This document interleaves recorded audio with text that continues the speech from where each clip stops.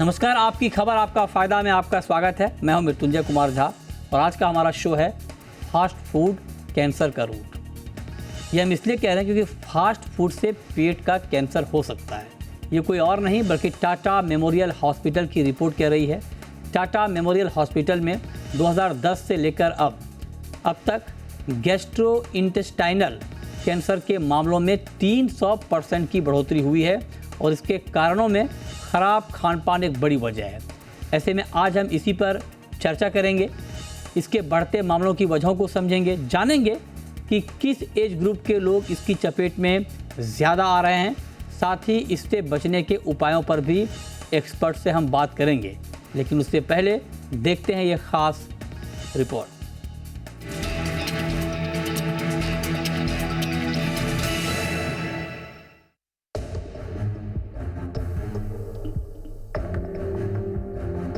Cancer का नाम सुनते ही रूह कांप जाती है, लेकिन क्या आपको पता है कि फास्ट फूड का सेवन इस बीमारी की एक बड़ी वजह है।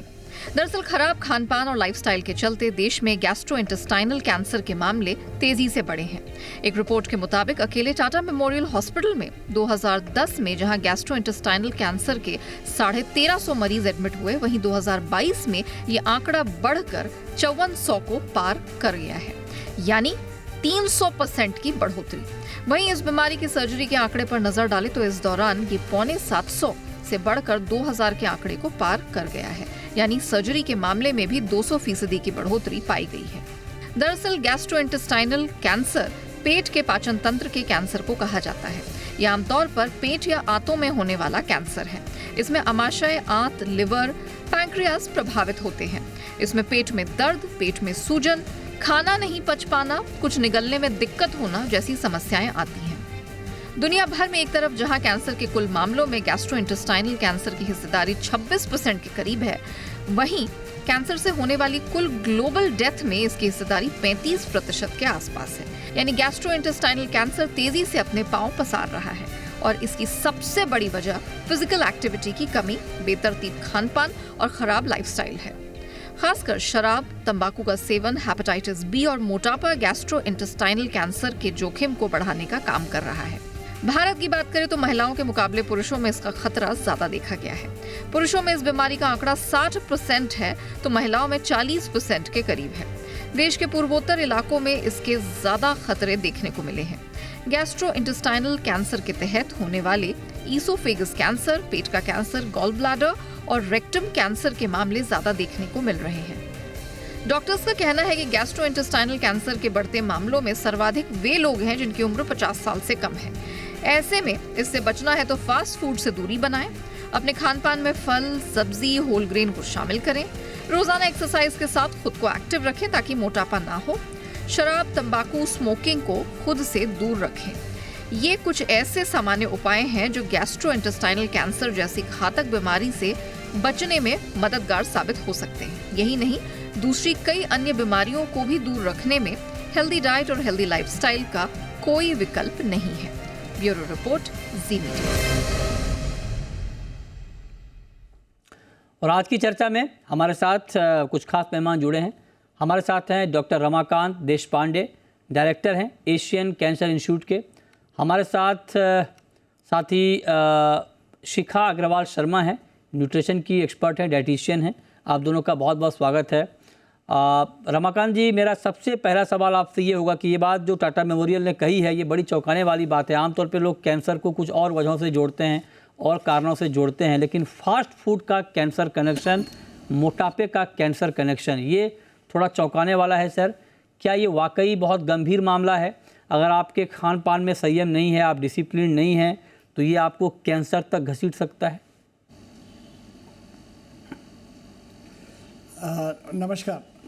ये बहुत ही इम्पोर्टेंट चीज़ आप पूछ रहे हैं।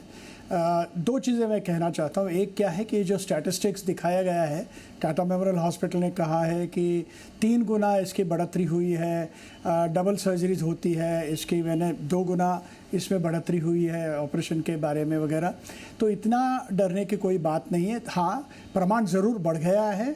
जो डाइजेस्टिव कैंसर जो है इसका प्रमाण ज़रूर पिछले 14 साल में ज़रूर बढ़ गया है, लेकिन इसके कारण थोड़े है अलग अलग है।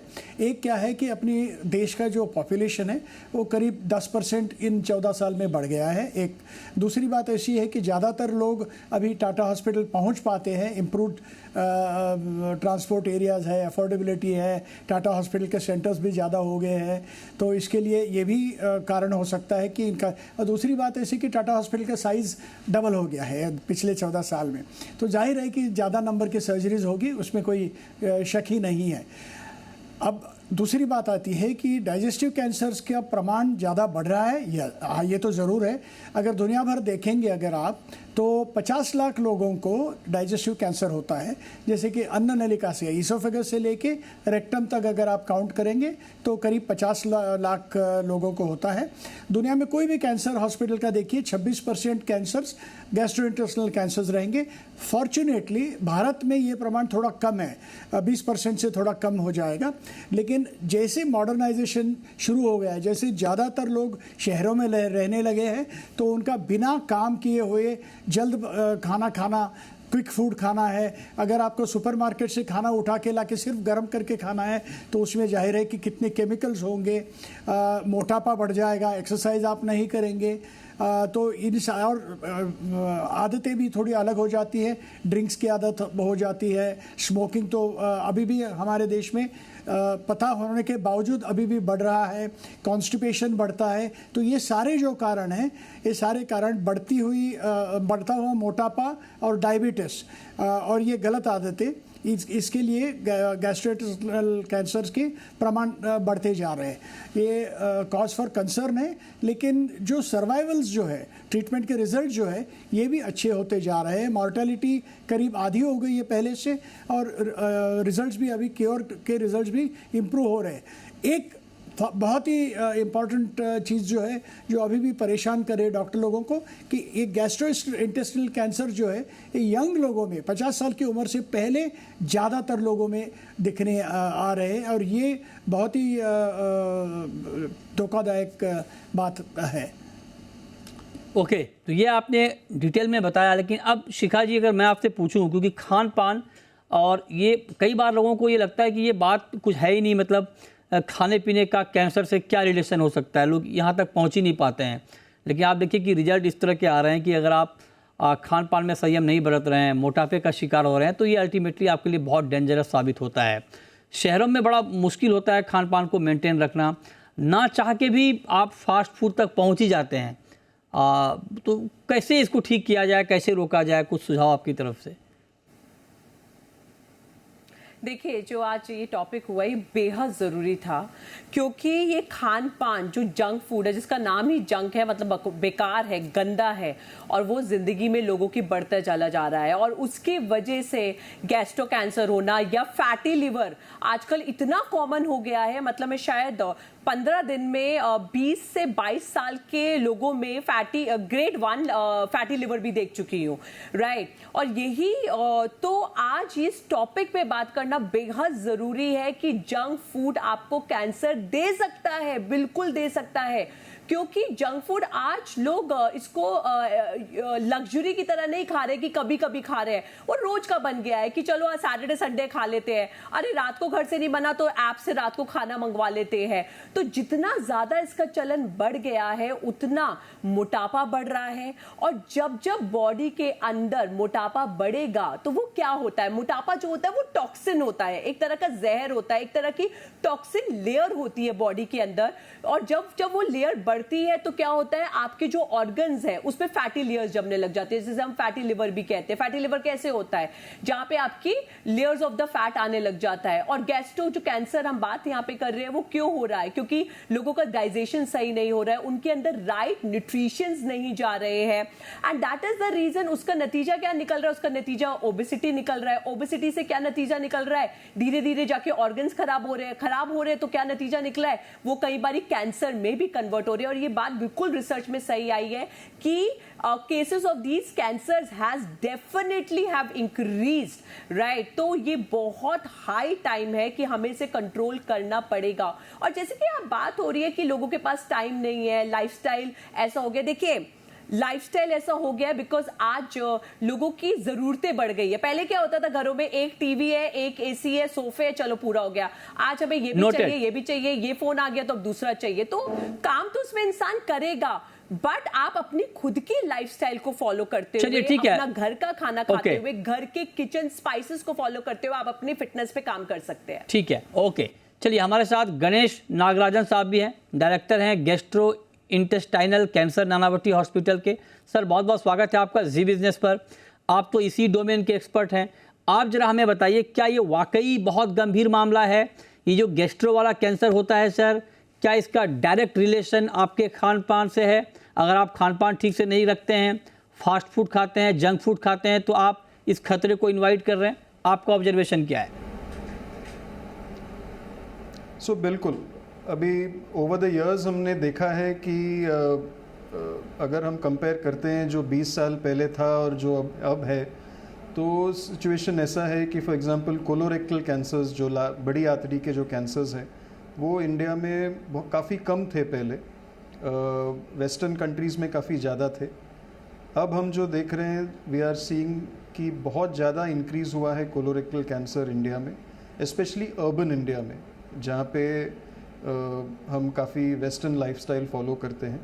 अगर हम कंपेयर करते हैं रूरल इंडिया से, तो रूरल इंडिया में काफ़ी अभी भी कम है कोलोरेक्टल कैंसर की जो इंसिडेंस है।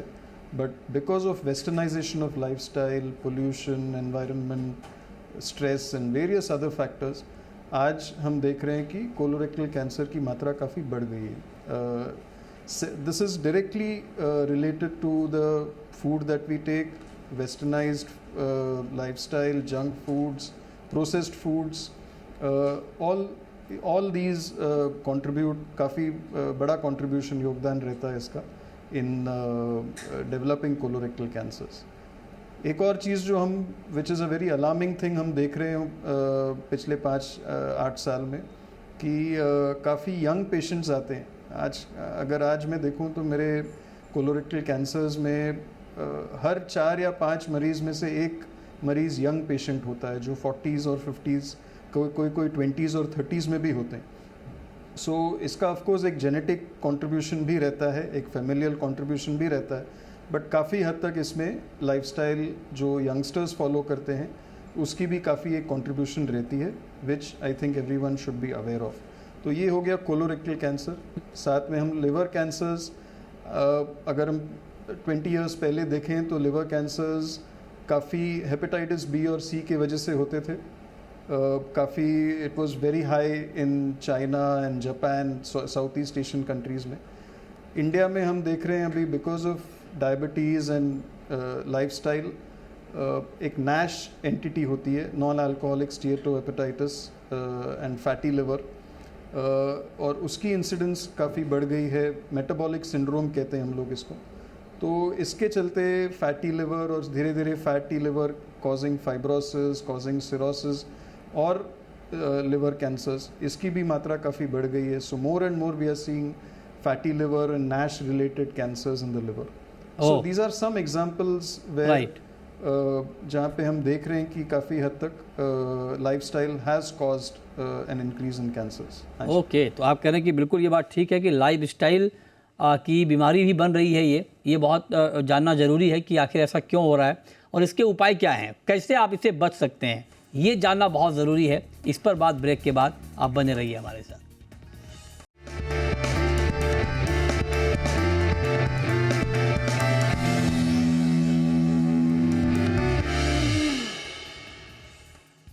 ब्रेक के बाद भी हमारी खास चर्चा जारी है। हमारे साथ तीनों खास मेहमान बने हुए हैं आपको बताने के लिए कि आप अपनी जीवन शैली में बदलाव करके कैसे कैंसर जैसी घातक बीमारी से बच सकते हैं।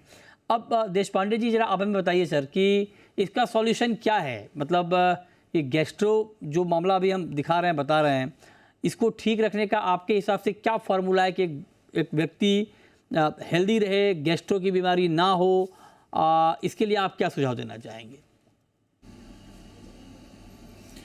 जैसे कि हमने अभी कारण देखे, गणेश जी ने और हमारे डायटिशियन ने भी कारण जो बताए हैं, अगर वो रिवर्स अगर आप कर दे, जैसे कि उन्होंने शुरू किया कि मोटापा होता है, डाइट बराबर नहीं होता है, तो ज़रूरी है कि मोटापा अवॉइड करे, थोड़ा एक्सरसाइज वगैरह कर ले, डाइट पे कंट्रोल रखे। इसे उतनी बहुत डिफ़िकल्ट चीज़ ये है नहीं। अगर आपको खुद को डाइट अपना मालूम नहीं पड़ता तो किसी भी अच्छे डाइटिशियन से आप उसका चार्ट बनवा सकते हो, फॉलोअप कर सकते हो। और दुनिया में क्या है, वो हर बार आप भागते रहेंगे, अगर अपना टाइमिंग मेंटेन नहीं करेंगे, ठीक तरह से नहीं खाएंगे तो ये बात चलेगी नहीं। इसके लिए टाइम पे खाएं और ठीक तरह से खाएं। उसमें जो प्रोपोर्शन होते हैं प्रोटीन का, कार्बोहाइड्रेट का और फैट का, वो ज़रा अच्छी तरह से रखें और थोड़ा कसरत करें तो मोटापा ज़रूर कम हो जाएगा। दूसरी बात ऐसे है कि अगर आदतें हो, कोई ड्रिंक्स रेगुलरली करता है, कोई टोबैको रेगुलरली कंज्यूम करता है, तो बेहतर है कि ये छोड़ ही दे, और अगर करना ही है तो ना के बराबर करे, या बेस्ट यही है कि ये दोनों हैबिट्स छोड़ दे। तीसरी बात ऐसी है कि ये प्रिजर्व फूड जो है, केमिकल्स के मिक्स्ड जो प्रिजर्व फूड है, ये अवॉइड करें आप। जितना कार्बोहाइड्रेट कम हो सकता है उतना कार्बोहाइड्रेट कम खाएं और वैक्सीनेशन बराबर कर लें, क्योंकि जैसे गणेश जी ने कहा कि लिवर में अगर सिरोसिस होगा, हेपेटाइटिस बी होगा, हेपेटाइटिस सी होगा, तो इससे कैंसर लिवर बढ़ने की ज़्यादा संभावना होती है। कॉन्स्टिपेशन अवॉइड करें, ज़्यादा ग्रीन वेजिटेबल्स और फ्रूट्स अपने खाने में बढ़ा लें, और जो क्वांटिटी है वो बराबर क्वांटिटी में खाना खा लें। तो ये सारी हैबिट्स अगर करेंगे तो ज़रूरी है कि ये कैंसर गायब तो नहीं होगा, लेकिन इसका जो प्रोपोर्शन है ये बढ़ता जाएगा। अब याद रखिएगा, आज के दिन पे 30% इंडिया का जो है वो शहरों में रहता है, 70% फिर भी छोटे गाँवों में या विलेजेस में रहता है। तो जैसे वेस्टर्न कंट्रीज़ में 60-70% लोग बड़े शहरों में रहते हैं, लेकिन प्रॉब्लम यही है कि हम वेस्टर्न कंट्री बनना चाहते हैं, तो ये कंट्रोल अभी से करें तो बेहतर है। बहुत ज़रूरी है, ठीक है।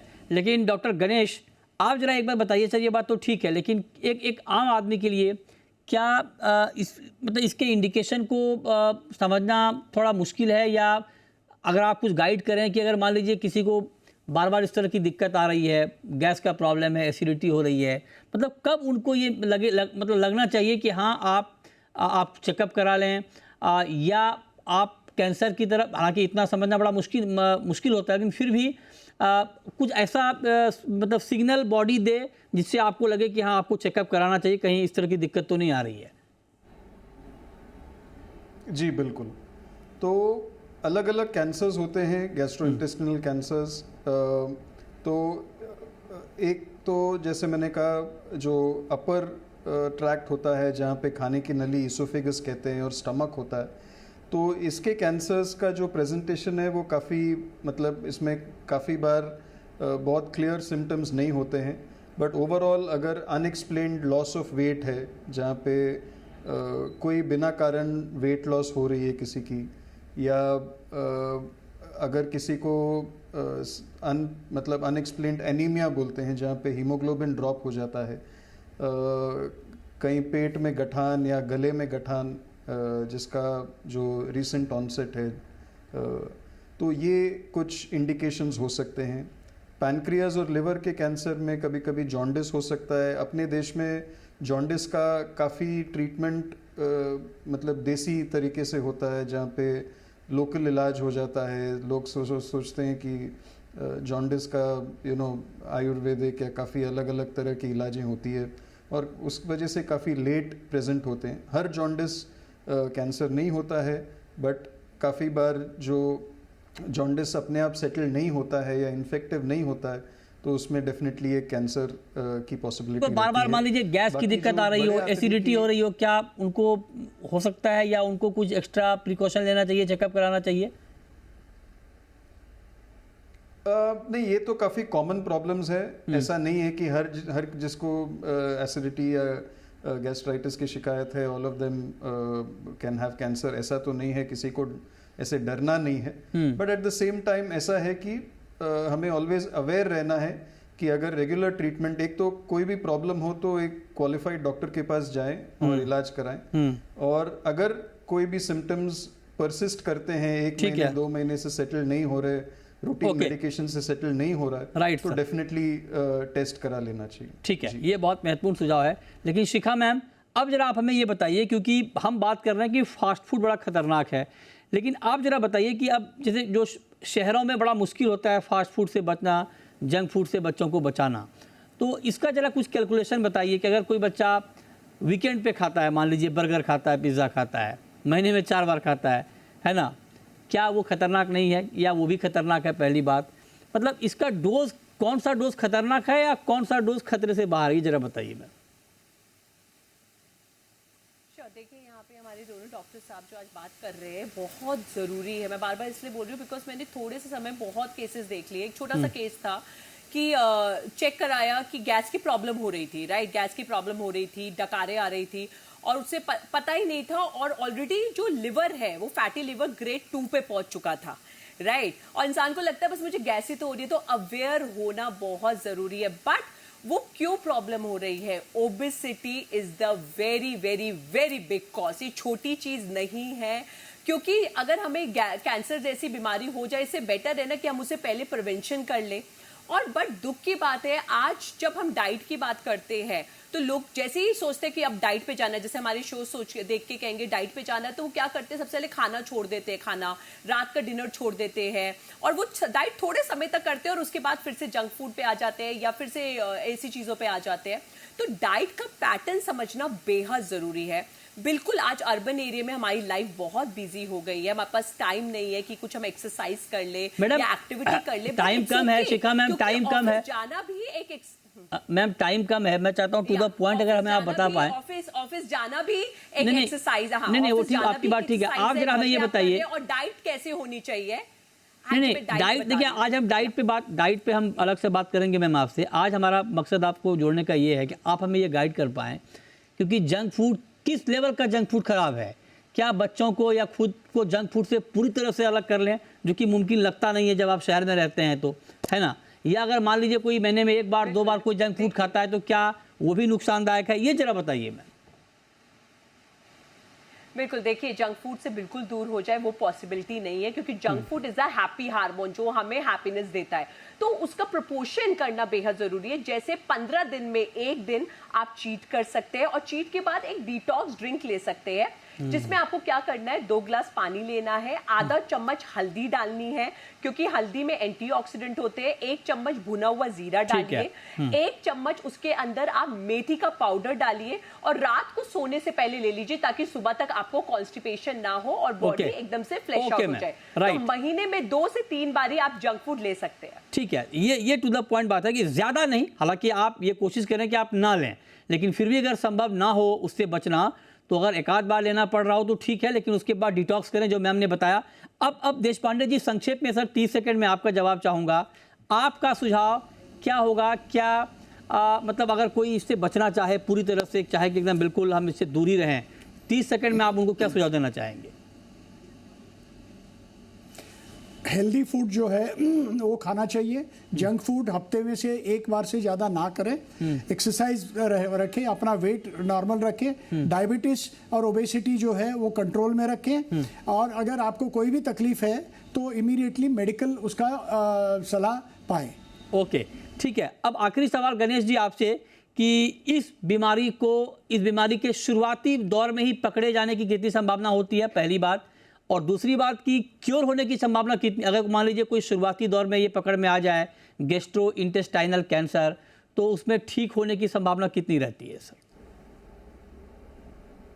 तो अगर हम अर्ली स्टेज में डिजीज़ को पकड़ लेते हैं तो बहुत ही अच्छे चांसेस हैं। हमारे बहुत सारे पेशेंट्स हैं who have excellent lives treatment के बाद, ऑलमोस्ट नॉर्मल लाइफ जीते हैं और सालों से एक नॉर्मल लाइफ जी रहे हैं।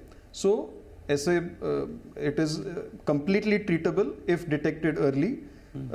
हर एक जन को ये समझना ज़रूरी है कि अगर कोई सिम्टम्स हैं तो उसको निगलेक्ट ना करें, अपने डॉक्टर को मिलें और टेस्ट करा लें, और ट्रीटमेंट है, बहुत सारे ट्रीटमेंट्स हैं विच और बहुत सारे patients have a very very good outcome अगर अर्ली स्टेज पे इसको ट्रीट किया जाए तो। ओके, तो ये अर्ली स्टेज पे अगर ट्रीट किया जाए तो ये बिल्कुल ठीक होने की संभावना बढ़ जाती है। लेकिन आप ये ध्यान रखें कि खान पान में आप पूरा संयम रखें। आप ये ना सोचें कि खान पान का कैंसर से कोई संबंध नहीं हो सकता है। हमारा मकसद आपको डराना नहीं है, लेकिन हमारा मकसद आपको अवेयर करना है। आप अवेयर रहें, हेल्दी रहें, जंक फूड से जितना दूर रह सकते हैं रहें, बच्चों को दूर रखें और फिटनेस पे ध्यान दें, मोटापे का शिकार ना हो, फिजिकल एक्टिविटी करते रहें। ये सब आपको बाकी बीमारियों से भी बचाएगा, आपको हेल्दी रखेगा और कैंसर जैसी बीमारी से भी आपको बचाएगा। बहुत शुक्रिया देश पांडे जी आपका, शिखा जी आपका, और हमारे साथ गणेश नागराजन जी आप जुड़े हैं, आपका भी बहुत बहुत शुक्रिया आज की इस खास चर्चा में। छोटा सा ब्रेक के बाद भी खबरें जारी हैं। नमस्कार।